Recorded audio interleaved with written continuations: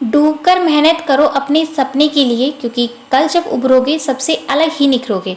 Hello दोस्तों, मैं हूं आरती सिंह और आप सभी का स्वागत है आपके अपने यूट्यूब चैनल क्रिएटिव बाय आरती सिंह पर। जैसा कि आप सभी को पता है कि आज हमारा टीजीटी पीजीटी सीरीज़ का 110 पार्ट है। इससे पहले हमने 109 पार्ट कंप्लीट करा दिए। अगर आपने वह नहीं देखे हैं तो ज़रूर देख लें, वह भी बहुत ही ज़्यादा इम्पोर्टेंट है आपके एग्ज़ाम की दृष्टि से।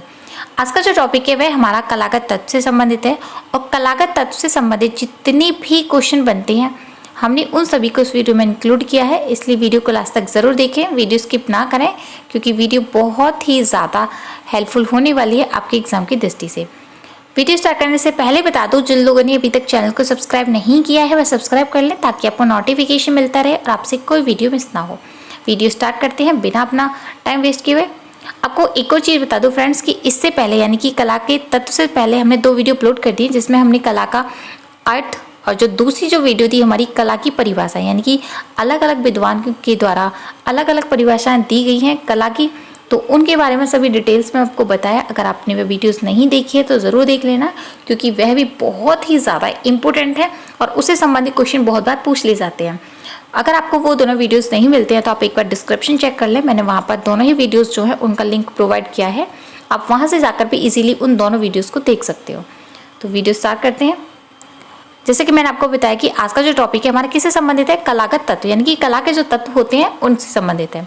अगर फ्रेंड्स हम कला के तत्व की बात करें, कि आपसे पूछ लिया जाएगा कभी कभी एग्जाम में कि कला के जो तत्व होते हैं वो कितने होते हैं, तो कॉमन सा क्वेश्चन है। अगर हम कलाकार हैं तो उसके बारे में हमको जानना बहुत ज़्यादा ज़रूरी है, और ये चीज़ हमारी बेसिक क्वेश्चन है किसी भी कलाकार के लिए। तो कला के तत्व जो होते हैं वो कितने होते हैं, 6 तत्व होते हैं। बहुत बार पूछा गया है, तो आप जरूर याद रखना कि कला के जो तत्व होते हैं वो कितने होते हैं, 6 होते हैं। अगर 6 की बात करें कि वो कौन कौन से होते हैं, तो फर्स्ट होता है अंतराल, रेखा, आकृति, वर्ण, तान, पोत। पोत को ही हम वैन भी कहते हैं, या तो आपको वैन देखने को मिल सकता है या फिर पोत। तो आप कंफ्यूज मत होना, क्योंकि पोत को ही वैन के नाम से भी जाना जाता है। तो अब हम इनके बारे में डिटेल्स में पढ़ेंगे कि अंतराल होता क्या है, रेखा क्या होती है, आकृतियाँ क्या होती हैं, वर्ण क्या होता है, पोत क्या होता है, तान क्या होता है। तो इन सभी के बारे में जानेंगे, क्योंकि कभी कभी होता है कि आपको एग्जामिनर पूछ ले जाता है कि जो अंतराल है वह क्या है, या फिर आपको ऑप्शन में दे दिया जाएगा कि या तो कार्यकाल का, यानी कि कलाकार का जो खाली क्षेत्र होता है वह क्या कहलाता है। तो जो कलाकार का खाली क्षेत्र होता है वह अंतराल कहलाता है। तो इस तरीके से भी आपको क्वेश्चन देखने को मिल सकते हैं। तो इनके बारे में हम डिटेल्स में जानेंगे कि अंतराल क्या है। तो फर्स्ट है हमारा अंतराल। अंतराल की बात करें कि अंतराल होता क्या है, तो अंतराल जो होता है वह चित्रकार का आध्यात्मिक क्षेत्र होता है। यानी कि जो कोई भी कलाकार है जो अपनी कला को निखारने के लिए या फिर अपनी कला को प्रतिष्ठित करने के लिए, अपने भावों को अभिव्यक्त करने के लिए जिस क्षेत्र का प्रयोग करता है, या फिर कैनवास का प्रयोग करे, या फिर कागज़ का करे, या कोई भी चीज़ ऐसी धरातल का, लकड़ी का करे, तो वो क्या कहलाता है, कलाकार का कार्य क्षेत्र कहलाता है। क्या कहलाता है, अंतराल। अंतराल को हम चित्रकार का आध्यात्मिक कार्य क्षेत्र बोलते हैं। नेक्स्ट हमारा कि कभी कभी आपसे पूछ लिया जाएगा, या ये वाला क्वेश्चन भी पूछा गया है कि दृश्य कला में कला में अंतराल में से क्या तात्पर्य, यानी कि जो दृश्य कला होती है उसमें जो अंतराल होता है वह क्या होता है। तो वह क्या कहलाता है, रिक्त स्थान। जैसे मैंने आपको भी बताया कि कोई भी खाली पेज होता है वह क्या कहलाता है, वह कलाकार का क्या कहलाता है, अंतराल, यानी कि कलाकार का कार्य क्षेत्र कहलाता है, जो खाली स्थान होता है, तो उसी को हम अंतराल कहते हैं। नेक्स्ट हमारा कि आपको ये भी पूछा जा सकता है कि वह स्थान जिसमें कोई भी स्पर्शनीय वस्तु स्थित हो क्या कहलाता है, तो क्या कहलाता है, अंतराल। आपको अंतराल से संबंधित कैसे भी क्वेश्चन पूछा जा सकता है, तो आपको इन सभी चीज़ों के बारे में पता होना ज़रूरी है, क्योंकि जो कलाकार होगा या फिर यानी कि जो एग्जामिनर होगा आपको घुमाकर क्वेश्चन पूछ सकता है, लेकिन आकर जो रुकेगा वो किस पर रुकेगा, धरातल पर। तो ये चीज़ याद रखना, मेन जो उनका लास्ट उद्देश्य होगा धरातल होगा किसका, अंतराल का। नेक्स्ट देख लेते हैं। नेक्स्ट हमारा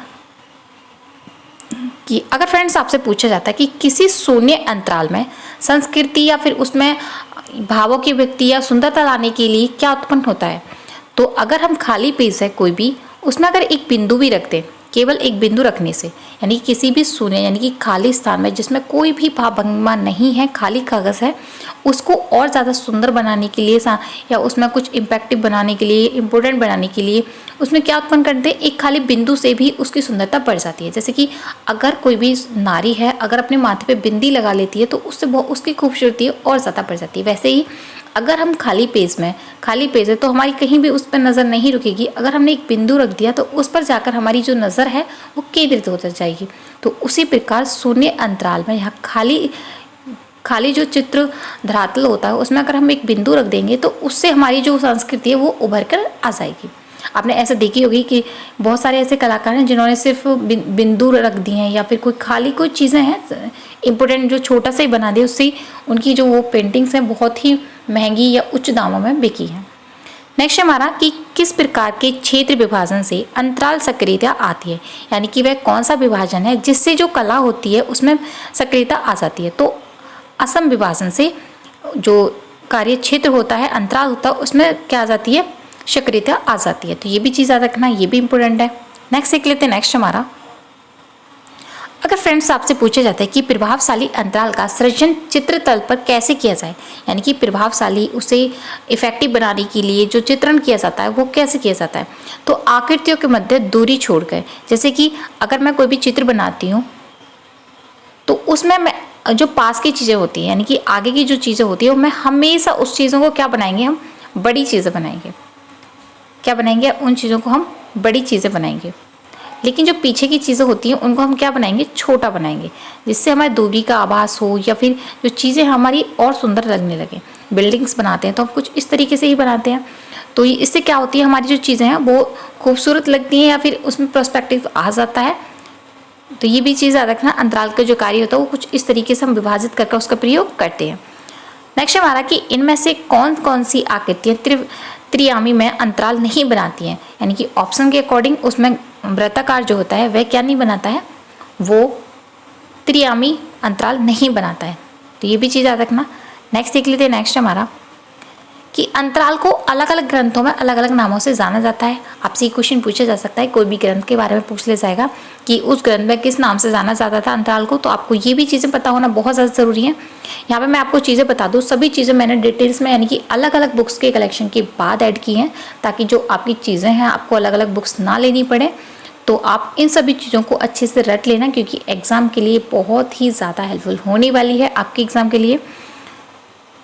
इसीलिए जिन लोगों ने अभी तक चैनल को सब्सक्राइब नहीं किया है, सब्सक्राइब कर लेना, ताकि जब भी मैं वीडियो अपलोड करूँ आपको तुरंत ही नोटिफिकेशन मिल जाए और आप उस काम को यानी कि उस वीडियो को तुरंत देख लें, आपको बाद में ना छोड़ना पड़े, क्योंकि टाइम नहीं है एग्ज़ाम के लिए, क्योंकि हमें इसका रिवाइज भी कराना है। अगर आपने अभी तक टेलीग्राम चैनल को यानी कि ज्वाइन नहीं किया है तो आप एक बार डिस्क्रिप्शन चेक कर लेना, मैंने वहाँ पर टेलीग्राम ग्रुप का लिंक भी प्रोवाइड किया है, आप वहाँ से भी जाकर इजीली वहाँ पर ज्वाइन कर सकते हो, ताकि जितनी भी मैं यहाँ पर जो वीडियोज़ प्रोवाइड करती हूँ उन सभी की मैं वहाँ पर क्विजेज़ कराती हूँ, ताकि आपकी प्रैक्टिस जो है अच्छे से हो जाए, यानी कि आपने जो तैयारी की है उसका जो निचोड़ है उसमें आपने कितना सीखा है। तो इसीलिए आप चैनल को सब्सक्राइब कर लेना, ज्वाइन कर लेना।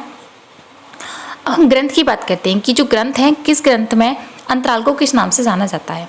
अगर फ्रेंड्स हम सम्रांगण सूत्र की धार की बात करें कि जो सम्रांगण सूत्रधार है उसमें अंतराल को क्या बोला जाता है, तो उसमें भूमि बंधक यानी भूमि को बांधने वाला जो बोला जाता है वो सम्रांगण सूत्र में माना जाता है। नेक्स्ट हमारा कि अभिलाषिता चिंतामणि की बात करें कि अभिलाषिता चिंतामणि में अंतराल को क्या बोला गया है, तो उसमें स्थान निरूपण बोला गया। क्या बोला गया, स्थान को निरूपित करने वाला शब्द बोला गया। तो ये भी चीज़ याद रखना। नेक्स्ट हमारा कि विष्णु धर्मोत्तर पुराण की बात करें कि विष्णु धर्मोत्तर पुराण में अंतराल को क्या बोला गया, तो उसको क्या बोला गया, स्थान। तो ये चीज़ याद रखना। 3 ग्रंथों के बारे में मैंने आपको बता दिया है कि किस किस ग्रंथ में क्या क्या बोला गया है। नेक्स्ट देख लेते हैं। नेक्स्ट है हमारा, अगर फ्रेंड्स आपसे पूछा जाता है कि अंतराल और धरातल में क्या अंतर है, यानी कि धरातल क्या होता है और अंतराल क्या होता है, तो कोई भी स्थानीय ग्राउंड चित्र का धरातल हो सकता है, लेकिन अंतराल केवल कलाकार का कार्य क्षेत्र ही होता है। अगर फ्रेंड्स अंतराल की बात करें तो ये सिर्फ और सिर्फ कलाकार का ही क्षेत्र हो सकता है, लेकिन धरातल की बात करें तो कोई भी स्थान ग्राउंड चित्र का धरातल हो सकता है। यानी कि जो चित्र होता है उसका धरातल जो होता है कोई भी हो सकता है, लकड़ी हो सकती है, कागज़ हो सकती है, या फिर आपको कैनवास हो सकता है, ज़मीन हो सकती है, कोई भी हो सकता है। लेकिन जो अंतराल होगा वो कलाकार का कार्य क्षेत्र होगा, यानी कि जहाँ पर वो कार्य कर रहा है। तो ये भी चीज़ याद रखना, क्योंकि ये दोनों ही चीज़ें आपको समझना बहुत ज़रूरी है। नेक्स्ट देख लेते हैं। नेक्स्ट हमारा सक्रिय तथा सहायक अंतराल क्या है, यानी कि सक्रिय अंतराल क्या है और सहायक अंतराल क्या है। तो प्रमुख रूपों के से युक्त अंतराल सक्रिय कहलाता है तथा शेष अंतराल सहायक अंतराल माना जाता है। यानी कि जो प्रमुख रूपों से युक्त जो किया जाता है उसे क्या बोलते हैं हम, सक्रिय अंतराल। लेकिन अगर शेष जो बचता है उसे क्या बोला जाता है, सहायक अंतराल बोला जाता है। तो आपको दोनों ही चीजें समझ आ गई होंगी। नेक्स्ट देख लेते हैं। नेक्स्ट हमारा, अगर फ्रेंड्स आपसे पूछा जाता है कि स्वर्णीय विभाजन पद्धति का सिद्धांत किसने विकसित किया था, ये वाला क्वेश्चन भी बहुत बार पूछा गया है। तो प्राचीन ग्रीक वासियों ने यानी यूनानियों ने। आपको दोनों में ही में से आपको कोई भी ऑप्शन में देखने को मिल सकता है कि स्वर्णीय विभाजन पद्धति का जो सिद्धांत है वह किसने विकसित किया था। तो वो ग्रीक प्राचीन वासियों ने या फिर यूनानियों ने किया था। नेक्स्ट देख लेते हैं। नेक्स्ट है हमारा कि अगर फ्रेंड्स आपसे पूछा जाता है कि यूनानियों द्वारा विकसित स्वर्णानुपात का जो नियम था वो क्या था, तो 3:5 था या 8:13 था। तो आपको दोनों में से कोई भी देखने को मिल सकता है, तो आप जरूर याद रखना इन दोनों को। नेक्स्ट हमारा, मध्यकालीन यूरोपीय कलाकारों ने अंतराल का संयोजन किस सिद्धांत के आधार पर किया था। तो उन्होंने किस आधार पर दिया था, तो दृष्टिगत क्षय वृद्धि के आधार पर उन्होंने किसका अनुपात दिया था, वो अंतराल का। तो ये भी चीज़ याद रखना इंपॉर्टेंट है ये भी, क्योंकि छोटी छोटी चीज़ें जो होती हैं बहुत बार पूछ ली जाती हैं और ये बेसिक क्वेश्चन होते हैं, और अगर हम इनके बारे में नहीं पढ़ते हैं तो हम यहीं से जो क्वेश्चन है अपने गलत कर लेते हैं। नेक्स्ट हमारा कि अक्षय अंतराल क्या है। अक्षय जो अंतराल होता है वो होता क्या है, वह क्षेत्र जहाँ चित्रकार ने कार्य आरंभ नहीं किया है अर्थात खाली स्थान है, वो क्या कहलाता है, अक्षय अंतराल। यानी कि कार्य जो चित्रकार होता है उसका अक्षय होता है। ठीक है, यहाँ से वह चित्र बनाना स्टार्ट करेगा, आगे से करेगा, पीछे से करेगा, वो चीज़ें क्या होती है, अक्षय अंतराल। नेक्स्ट हमारा कि मध्यकालीन यूरोपीय कलाकारों ने किस विभक्ति का प्रयोग अपने चित्रों में अधिक किया है। तो वह कौन सी विधि थी, तो वो समविभक्ति। समविभक्ति का प्रयोग चित्रकार ने अपने चित्रों में सबसे ज़्यादा किया है। नेक्स्ट देख लेते हैं। नेक्स्ट हमारा, अगर फ्रेंड्स आपसे पूछा जाता है कि अंतराल में रेखा की वह कौन सी 3 स्थितियां संभव होती हैं, यानी कि जो अंतराल होता है उसमें रेखा की जो कौन सी 3 स्थितियां प्रयोग की जाती हैं, तो एक तो होती है उधर, क्षैतिज, कर्णवत। ये जो 3 होती हैं वो अंतराल में रेखा की 3 स्थितियां मानी गई हैं। तो ये भी चीज़ याद रखना। नेक्स्ट हमारा कि चित्र सृजन यानी कि चित्र बनाने के लिए सर्वप्रथम आवश्यकता पड़ती है, यानी कि जो चित्र बनाता है कोई भी कलाकार, तो उसमें सबसे ज़्यादा जो प्रयोग के लिए पड़ती है तो वो कौन सी होती है, धरातल। तो उसमें धरातल का होना जरूरी है। अब आप बोलोगे कि इधर धरातल के लिए कला मतलब कि किसी चीज़ की सामग्री का प्रयोग करना जरूरी नहीं। अगर हमारे पास मतलब कि ज़मीन है, ज़मीन पर जो गीली भित्ति होती है यानी गीली ज़मीन होती है, उससे हम उंगलियों से भी उस पर चित्रांकन कर सकते हैं, कोई भी चीज़ बना सकते हैं, कोई भी पेंटिंग्स बना सकते हैं। तो उसमें सबसे पहले किसकी जरूरत पड़ती है, धरातल की। ठीक है, तो ये चीज़ याद रखना है, इंपॉर्टेंट क्वेश्चन है और ये सब इसका प्रथम अंग माना गया है। नेक्स्ट है हमारा, पहला जो हमने कराया अंतराल। नेक्स्ट जो आता है रेखा। अब रेखा के बारे में जानेंगे कि रेखा होती क्या है। तो रेखा किसे कहते हैं, तो रेखा जो होती है वह 2 बिंदुओं के बीच की दूरी होती है। रेखा अगर हम खींच रहे हैं तो यानी कि एक बिंदु यहाँ पे होगी और एक बिंदु यहाँ होगी। हम बिना बिंदु रखे भी अगर हम यूँ करके लाइन खींच भी देंगे तो एक बिंदु यहाँ है, एक बिंदु यहाँ है, तो इसके बीच की जो दूरी है वो क्या कहलाती है, वो रेखा कहलाती है। नेक्स्ट हमारा कि एक गतिशील बिंदुओं के अंतहीन प्रयोग को क्या कहते हैं, तो हम क्या बोलते हैं, उसको रेखा बोलते हैं। तो ये भी इंपॉर्टेंट क्वेश्चन है। नेक्स्ट हमारा कि रेखा कितने भेद माने गए हैं, जो रेखा होती है उसके भेद कितने माने गए हैं, तो 2 होते हैं, एक सरल रेखा, एक वक्र रेखा। तो ये भी इंपॉर्टेंट क्वेश्चन है, बहुत बार पूछा गया है। तो ये जितनी भी क्वेश्चन है आप इन सभी को नोट डाउन कर लेना, अच्छे से रट लेना, क्योंकि कहीं से भी कोई भी क्वेश्चन पूछा जा सकता है और ये सभी जो टॉपिक है बहुत ही ज़्यादा हेल्पफुल है, इंपॉर्टेंट है आपके एग्जाम के लिए। नेक्स्ट हमारा कि सरल रेखा किसे कहते हैं। जैसे कि मैंने अभी बताया कि रेखा जो होती है वो 2 होती है, उनमें से सरल रेखा कौन सी होती है और जो वक्रीय रेखा होती है वो कौन सी होती है। तो सरल रेखा जो होती है किसी बिंदु से एक ही निश्चित दिशा में खींची गई रेखा को सरल रेखा कहते हैं। जैसे कि अगर मैं इधर साइड में जो जितनी भी रेखा खींच रही हूँ वो क्या कहलाती है, सरल रेखा।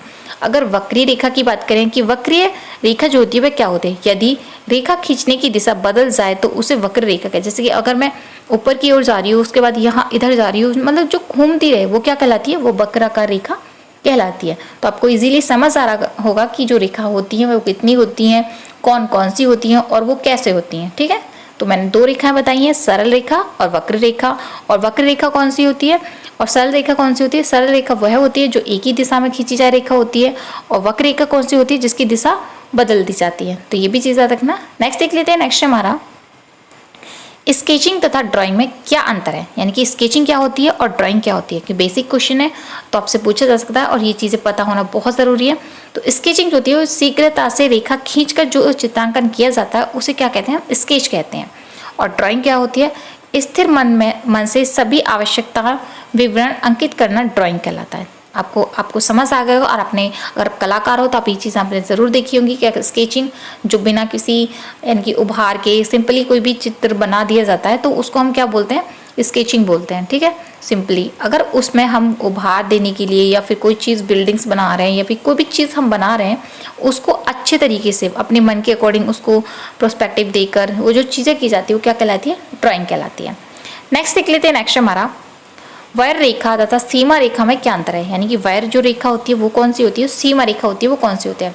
तो किसी भी आकृति की जो बाहरी वही है रेखा को वही रेखा कहते हैं, यानी कि जो बाहर की रेखा होती है बाह्य रेखा, ये बाह्य रेखा है तो उसको क्या बोलते हैं, बाह्य रेखा कहते हैं। अगर हम सीमा रेखा की बात करेंगे, सीमा रेखा क्या होती है, तो आकृति की समस्त उभरी हुई स्थान को, जो उभरा हुआ स्थान होता है रेखा को द्वारा सीमित करने की समा रेखा को क्या कहते हैं, सीमा रेखा कहा जाता है। यानी कि जो आकृति होती है उसका जो समस्त उभरा हुआ बाहर होता है, कोई भी पेंटिंग्स बनाते हैं तो उसका जो हमने पेंटिंग्स बनाई है उसमें जो बाहर की जो सीमा रेखा होती है वो क्या कहलाती है, वो सीमा रेखा कहलाती है, जो बाहरी रेखा होती है। नेक्स्ट देख लेते हैं। नेक्स्ट हमारा वॉश ड्राइंग किसे कहते हैं। जैसे कि आप सभी को पता है बंगाल शैली की प्रमुख कला है, तो वॉश जो ड्राइंग होती है वो आकृतियों में कहीं कहीं तुलिका द्वारा रंग की पतली वॉश लगाकर आवश्यकता विवरण तथा सीमा को रेखा द्वारा अंकित करने की मिश्रित पद्धति को क्या बोला जाता है, वॉश ड्राइंग बोला जाता है। तो इम्पोर्टेंट क्वेश्चन है, ये भी जरूर याद रखना कि होता क्या है। आपको परिभाषा दे दी जाएगी और पूछ लिया जाएगा कि इसमें से एक किससे संबंधित है, यानी कि इसको क्या बोला जाता है, तो जरूर याद रखना। नेक्स्ट देख लेते हैं। नेक्स्ट हमारा चित्रकला में किसका महत्व अधिक होता है, यानी कि कोई भी एक चित्र बनाते समय उसमें सबसे ज़्यादा जो महत्व होता है किससे होता है, तो वो रेखा का माना जाता है। नेक्स्ट हमारा कि चित्र में रेखा आकृति को रोक देती है, यानी कि जो चित्र होता है उसमें रेखा जो होती है वह आकृति को रोक देती है, क्या प्रभाव पैदा करती है तथा चित्र को उभारती है। जो चित्र में जो रेखा होती है वह उसका काम क्या होता है, तो उसका जो काम होता है प्रभाव पैदा करना तथा चित्र को उभारना। यानी कि कोई भी अगर हम गोलाकार कोई चीज़ें बनाई है उसके अकॉर्डिंग भी हम कोई भी आकृति बना सकते हैं, तो इसने क्या बना दिया, एक प्रभाव दे दिया। यानी कि ये कुछ भी हो सकता है, अगर हम कोई आम का भी बना सकते हैं या फिर कोई भी चीज़ बनती है आकृति वो उभर जाती है, किसके द्वारा, रेखाओं के द्वारा। नेक्स्ट है हमारा भारतीय चित्रकला में रंग के साथ महत्व है, यानी कि रंग के साथ जो महत्व है किसका है, वो रेखा का है। तो ये भी चीज़ याद रखना, इंपॉर्टेंट क्वेश्चन है। नेक्स्ट देख लेते हैं। नेक्स्ट हमारा निम्न में से भारतीय अलंकरण की प्राचीन विशेषता थी वह कौन सी थी। तो प्राचीन जो विशेषता मानी जाती है वो किसकी मानी जाती है, रेखा की मानी जाती है। जैसे कि अजंता की गुफाएं हैं उसमें सबसे ज़्यादा जो माना गया है किसको प्रमुखता दी गई है, रेखा को। तो ये भी चीज़ याद रखना। नेक्स्ट हमारा रेखाओं द्वारा भाव प्रदर्शन किस शैली की विशेषता रही थी। जैसे कि मैंने आपको अभी बताया, तो जो भाव प्रदर्शन की जो प्रमुख विशेषता रही थी किसकी रही थी, अजंता की। नेक्स्ट हमारा कि प्रागैतिहासिक चित्रों में किसका महत्व है, यानी कि जो प्रागैतिहासिक चित्र जो बनाए गए थे वो क्या बनाए गए थे, किस पर आधारित थे, वो रेखा पर। जैसे कि वहाँ वो जो गुफाओं में अंदर चले जाते थे वो अपने भयभीत होकर जो चित्र बनाते थे वो सिर्फ क्या करते थे, वो बना देते थे, क्या बोलते हैं, कोई भी रेखा खींच दी उसमें मुंडी बना दी या फिर उसको एक आकृति का रूप जो दिया था उन्होंने रेखाओं के द्वारा ही हर चीज़ को बनाया था।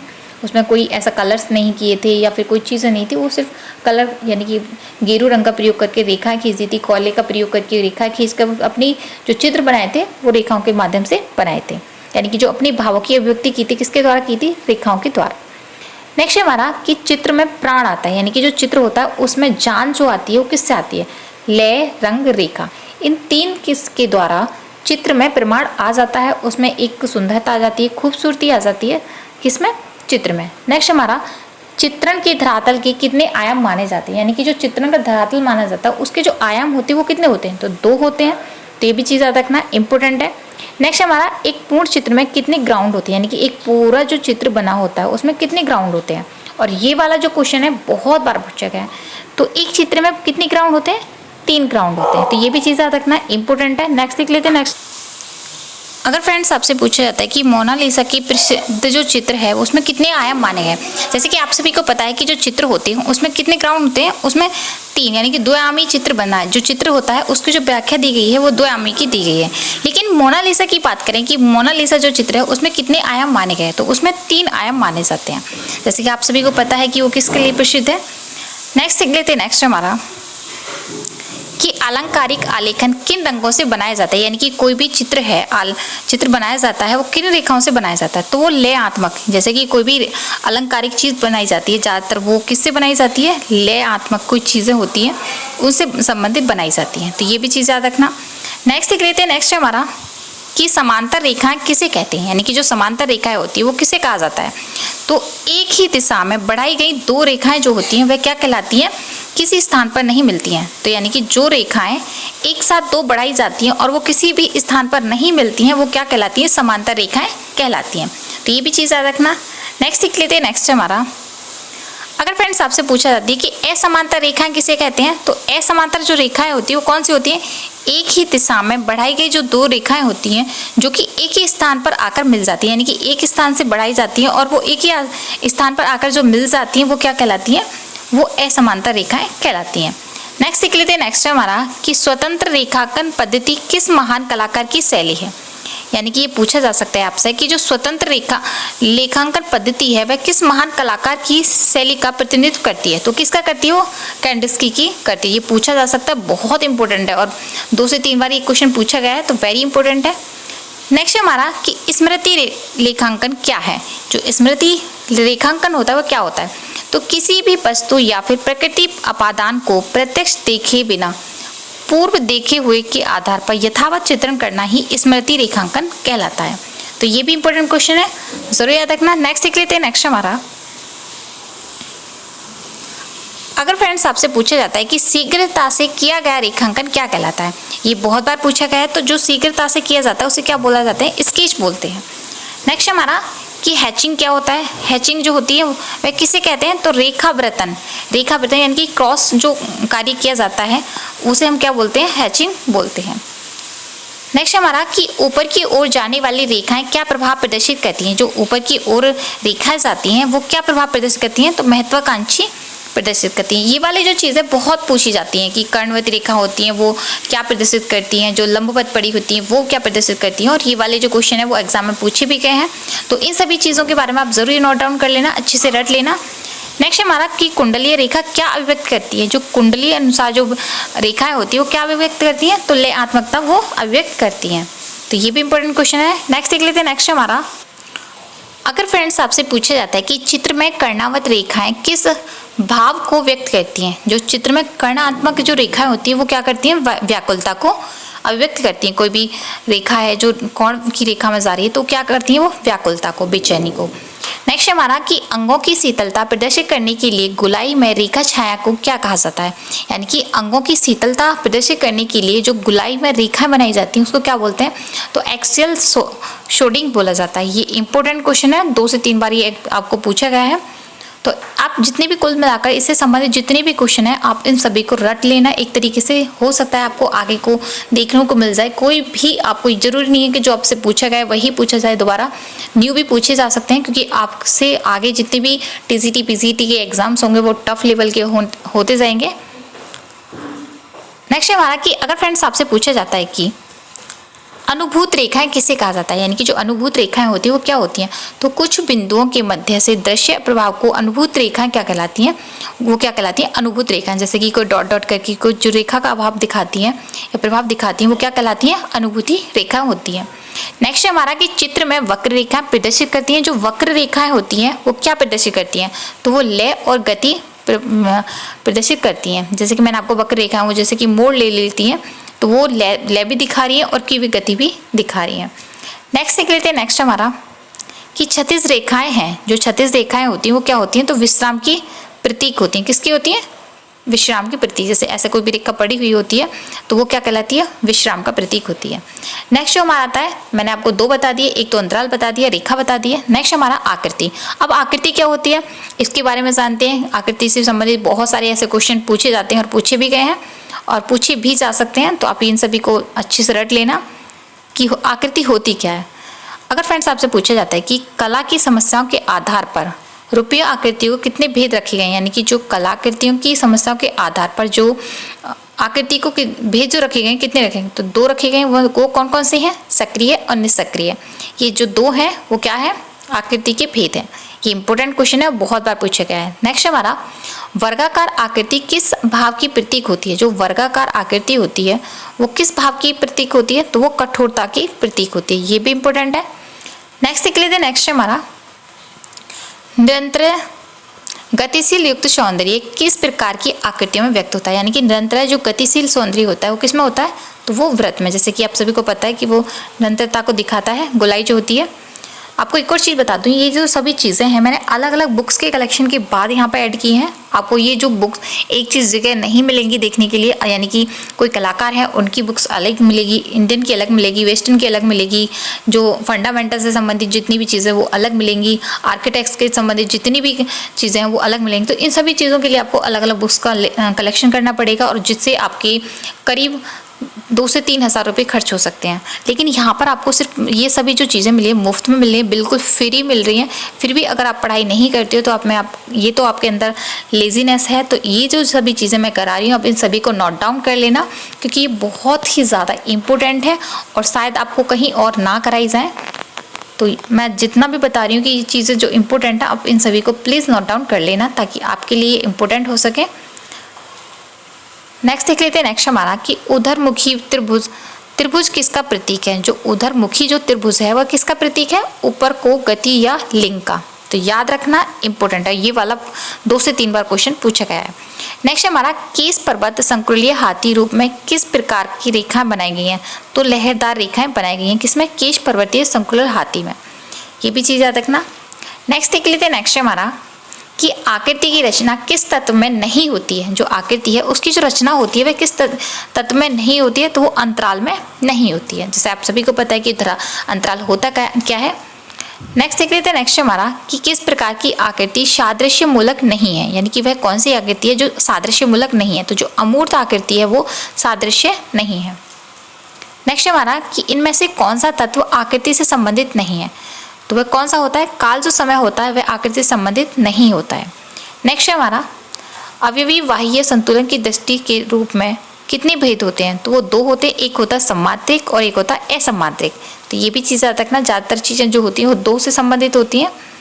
नेक्स्ट देख लेते हैं। नेक्स्ट हमारा, किसी संरचना के रूप में 2 तत्व क्या है? यानी किसी की संरचना करते समय उसमें जो तत्व होते हैं वो कौन कौन से होते हैं?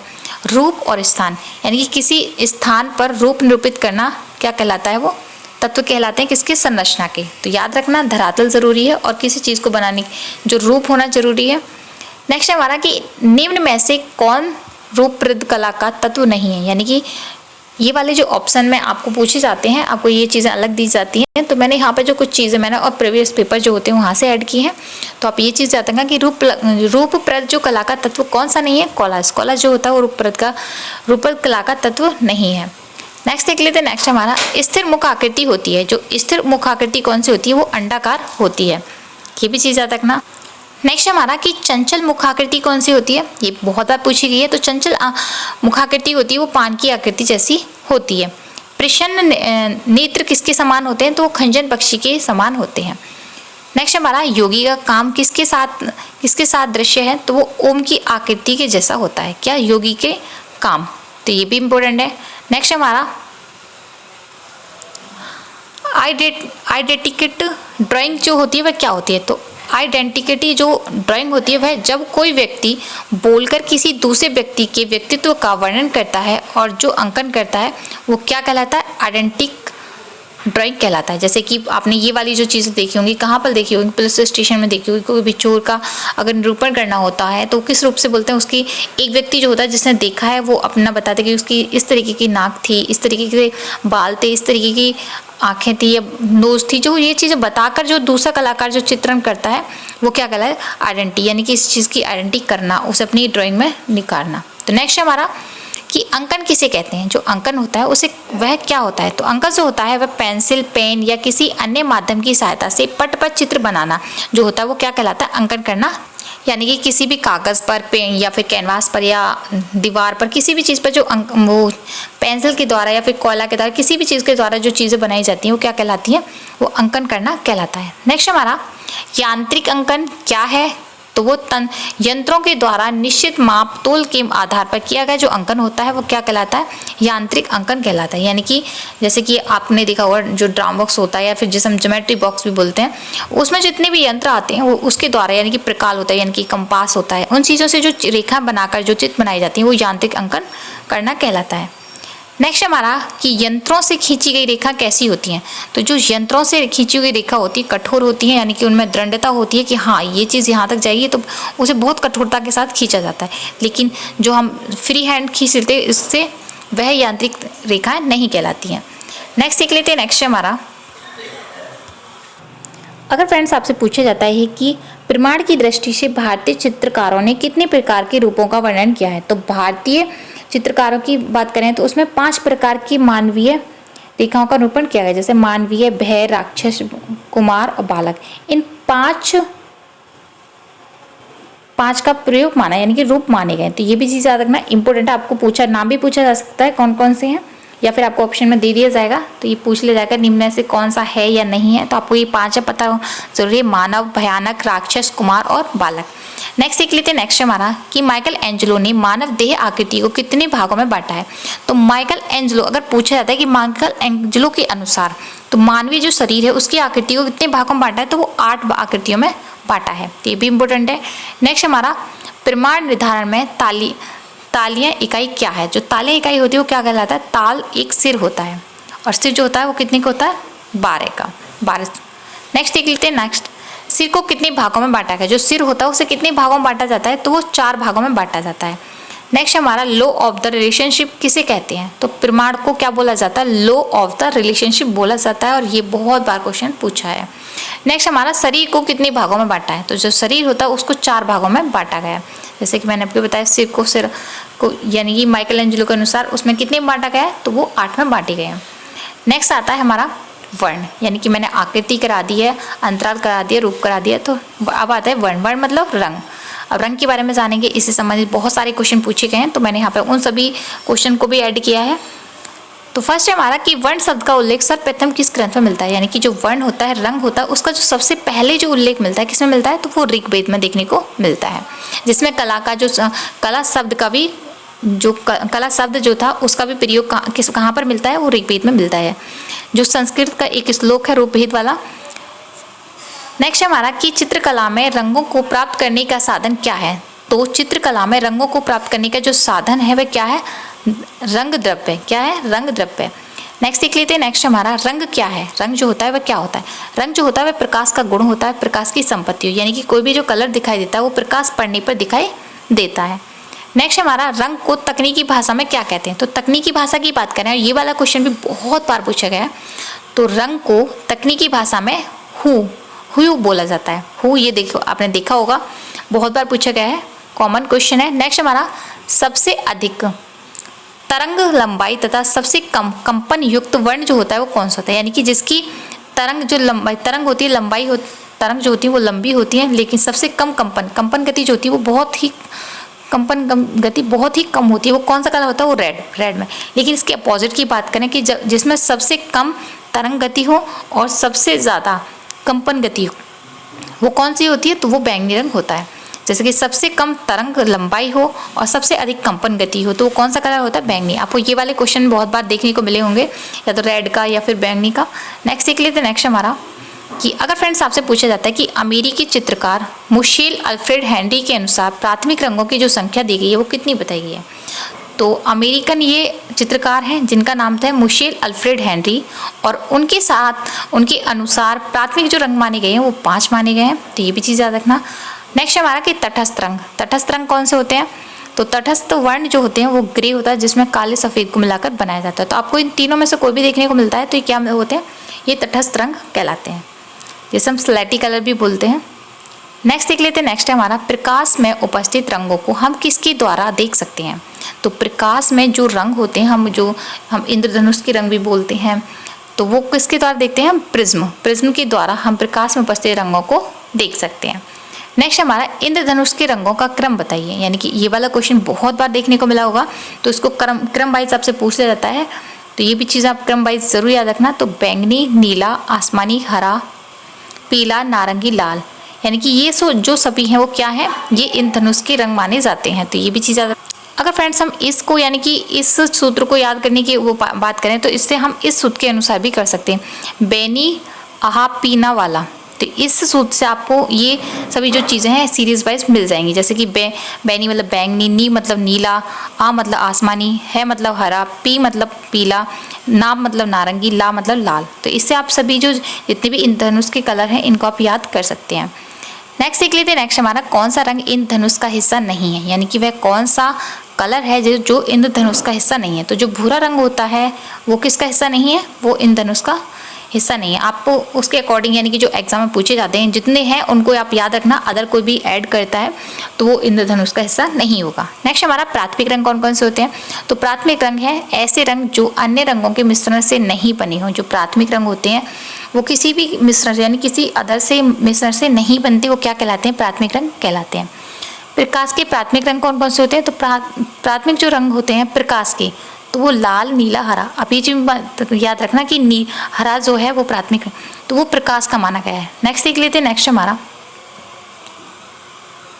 अगर फ्रेंड्स आपसे पूछा जाता है कि पदार्थ के मूल रंग जो होते हैं यानी कि प्राथमिक रंग जो माने जाते हैं वो कौन कौन से हैं, तो वो नीला होता है, पीला और लाल। ये तीन जो कलर हैं वो कौन से हैं, प्राथमिक मूल रंग है। लेकिन अगर प्रकाश के माने जाते तो उसमें हरा ऐड होगा, किसकी जगह, लाल की जगह, लाल किस जगह नहीं, ये होगा हमारा पीले की जगह हरे रंग ऐड होगा।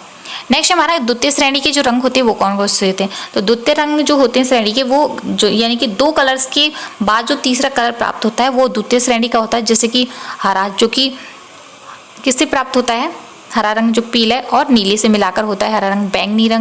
बैंगनी रंग किससे प्राप्त होता है, नीले और लाल से होता है। नारंगी रंग, तो नारंगी किससे प्राप्त होता है, तो लाल और पीले से मिलाकर बनाया जाता है। तो ये जो सभी जो कलर्स हैं वो कौन से हैं, द्वितीय श्रेणी के कलर्स हैं। नेक्स्ट देख लेते हैं, नेक्स्ट हमारा अगर फ्रेंड्स आपसे पूछा जाता है कि सुप्रसिद्ध जर्मन विद्वान जो प्रोफेसर विल्हर्ड ऑस्टवाल्ड हैं उन्होंने कितने रंगों का चक्र प्रस्तुत किया, तो उन्होंने 8 अथवा 24 रंगों का, यानी कि 8 को दुगना कर दोगे तो उसके अकॉर्डिंग आप इसको याद कर सकते हैं। आपको 8 भी देखने को मिल सकता है, 24 भी देखने को मिल सकता है। तो ये चीज़ याद रखना। और ये कहाँ की, ये भी पूछा जाता है कभी कभी, तो ये जर्मन के विद्वान हैं। नेक्स्ट देख लेते हैं, नेक्स्ट हमारा कि ओस्टवाल्ड रंग की रचना कहाँ की वैज्ञानिक ने की है। जैसे कि मैंने आपको भी बताया, तो ये बहुत बार पूछा गया है। तो वो जर्मन के थे, ओस्टवाल्ड जो थे, जिन्होंने रंग की संरचना की जो प्राप्ति है वो प्राप्त की है। नेक्स्ट हमारा निम्नलिखित में से किन रंगों को मिलाकर नारंगी रंग बनाया जाता है। जैसे कि मैंने आपको ऊपर ही बताया कि पीले और लाल को मिलाकर नारंगी रंग प्राप्त किया जाता है।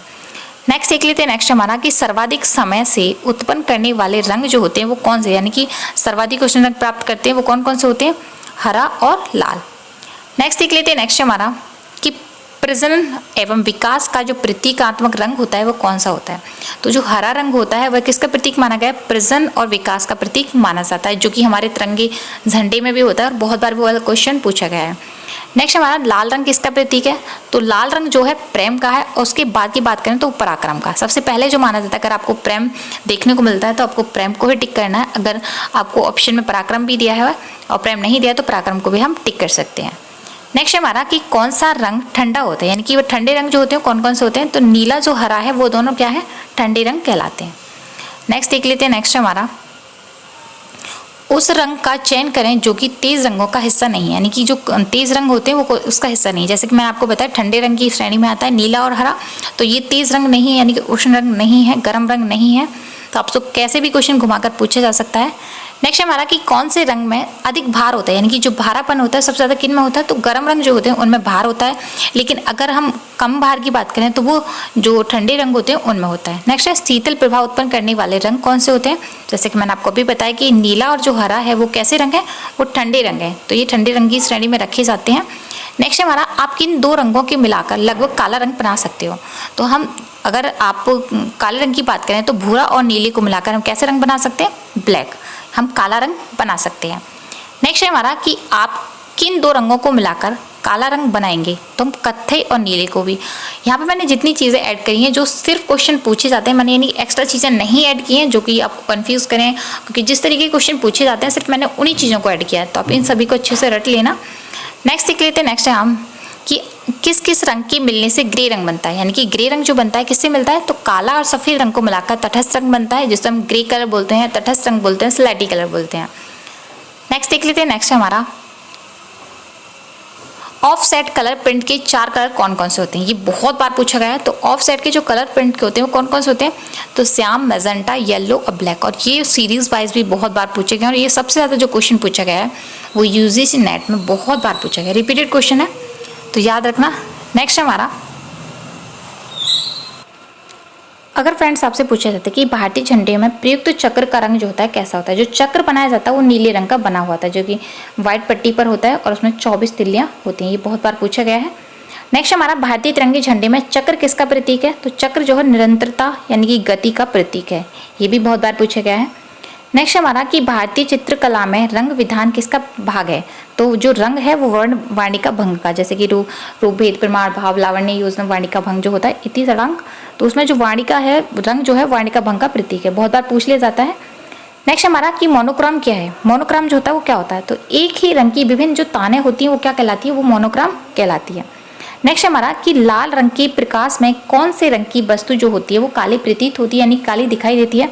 तो जो हरे रंग की जो वस्तु होती है वो लाल रंग की प्रकाश में कैसी दिखाई देती है? वो काले रंग की दिखाई देती है।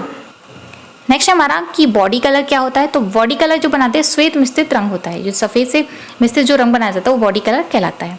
नेक्स्ट हमारा कि वस्तु द्वारा प्रकाश को अपने में समाहित कर लेने वाला वह कौन से दिखाई देती है?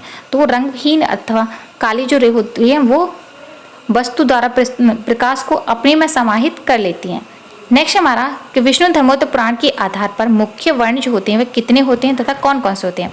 तो विष्णु धर्मोत्तर पुराण के अनुसार की बात करें तो वो 5 रंग होते हैं। और कौन कौन से होते हैं? लाल, पीला, नीला, सफ़ेद और काला। ये जो 5 रंग होते हैं वो विष्णु धर्मोत्तर पुराण के अनुसार होते हैं। तो ये भी चीज़ याद रखना, आपको इस तरीके से भी क्वेश्चन देखने को मिल सकता है एग्जाम में। तो नेक्स्ट देख लेते हैं। नेक्स्ट हमारा कि न्यूटन के अनुसार प्रकाश की रंगत वे कौन कौन सी होती हैं? तो न्यूटन के अनुसार की बात करें तो वो वॉयलेट होती है, हरा, नीला, हरा, पीला, नारंगी, लाल, ये सभी जो होती है वो न्यूटन के प्रकाश के अनुसार होती हैं। नेक्स्ट हमारा कि सफ़ेद, काला या किसी रंग के मान को कहा जाता है? तो आभा रंग बोला जाता है किसको? सफ़ेद और काले को। ये भी इंपॉर्टेंट है। नेक्स्ट देख लीजिए। नेक्स्ट हमारा कि रौद्र रस का रंग जो होता है वो क्या होता है? ये बहुत बार ऐसे क्वेश्चन पूछे गए हैं। तो रौद्र रस का रंग जो होता है वो लाल होता है। ये प्रेम का भी रंग लाल होता है, पराक्रम का भी। नेक्स्ट हमारा कि तीव्र प्रकाश को क्या कहा जाता है? जो तीव्र प्रकाश पड़ता है उसे हम हाईलाइट बोलते हैं। किसी चीज़ को हाईलाइट करना वो क्या कहलाता है? तीव्र प्रकाश। नेक्स्ट हमारा गर्म रंग कौन सा होता है? जैसे कि मैंने आपको ऊपर बताया कि लाल और जो पीला होता है वो गर्म रंग बनता है और इन दोनों के मिश्रण से जो रंग प्राप्त होगा ऑब्वियसली बात है वह भी कैसा रंग होगा? वो भी गर्म होगा। नेक्स्ट हमारा कि कलाकार सामंजस्य उत्पन्न कर सकता है। जो सामंजस्य उत्पन्न करता है किससे? रेखाओं, रूपों तथा रंगों के द्वारा सामंजस्य प्राप्त कर सकता है। ये भी इंपॉर्टेंट क्वेश्चन है।